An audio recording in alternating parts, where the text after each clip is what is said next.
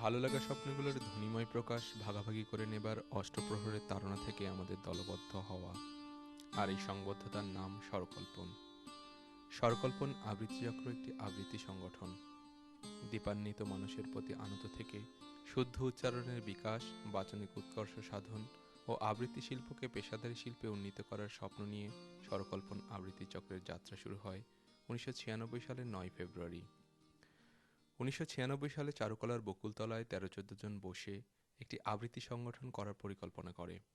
মহাপুর প্রস্তাব করা স্বরকল্পন নামটিকে গ্রহণ করে এই আবৃত্তি সংগঠনের যাত্রা শুরু।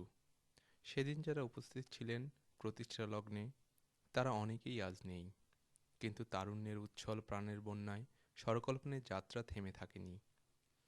সামাজিক কর্মকাণ্ডে, প্রাকৃতিক দুর্যোগে ও আবৃত্তি অঙ্গনে সর্বক্ষেত্রেই দুর্বার গতিতে এগিয়ে চলেছে স্বরকল্পন আবৃত্তি চক্র। স্বরকল্পন আবৃত্তি চক্র প্রতিষ্ঠা লগ্ন থেকে বিভিন্ন কর্মকাণ্ডে সম্পৃক্ত থেকে আবৃত্তি অঙ্গনকে মুখরিত করে রেখেছে। আবৃত্তির সাথে সংযুক্ত গুণীজনের জীবদ্দশাতে সম্মাননা জানাতে, আবৃত্তি মাধ্যমকে জনপ্রিয় করতে এবং আবৃত্তি শিল্পকে আরও বেগবান করতে সেই শুরু থেকেই স্বরকল্পন আবৃত্তি চক্র স্বরকল্পন আবৃত্তি সম্মাননা পদক প্রদান করে আসছে। শুরুর দিকে শ্রেষ্ঠ নির্দেশক, শ্রেষ্ঠ আবৃত্তিকার এবং শ্রেষ্ঠ সংগঠন এই তিনটি বিষয়ে পদক প্রদান করা হলেও পরবর্তীতে স্বরকল্পন আবৃত্তি সম্মাননা পদক ও স্বরকল্পন কবি সম্মাননা পদক সংযোজিত হয়। স্বরকল্পন আবৃত্তি চক্র প্রতি বছর একাধিক আবৃত্তি অনুষ্ঠান উপহার দিয়ে আসছে। বাংলাদেশ আবৃত্তি সমন্বয় পরিষদ, সম্মিলিত সাংস্কৃতিক জোট ও ঢাকার বাইরের বিভিন্ন সংগঠনের আমন্ত্রণে স্বরকল্পনের আবৃত্তি শিল্পীরা অংশগ্রহণ করে।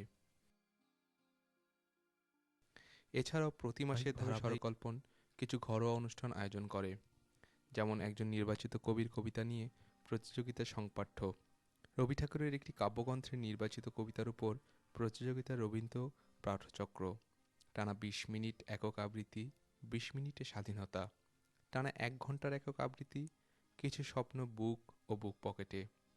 এছাড়া দলীয় বৃন্দগুলোর মহড়া হয় প্রতি শুক্রবার সারাদিন ও শনিবার বিকেলে। এই সমস্ত নিয়মিত ধারাবাহিক অনুষ্ঠানমালা ছাড়াও বিভিন্ন জাতীয় উৎসব ও দিবসগুলোতে সম্মানিত কবি সাহিত্যিকদের স্মরণে বিভিন্ন অনুষ্ঠানে স্বরকল্পন অংশগ্রহণ করে থাকে।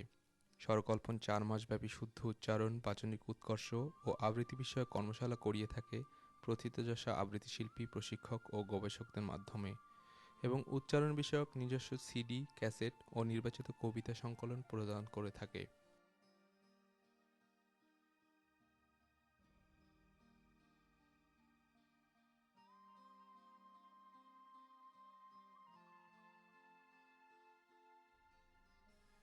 আবৃত্তি শিল্প চিরজাগরুক থাক।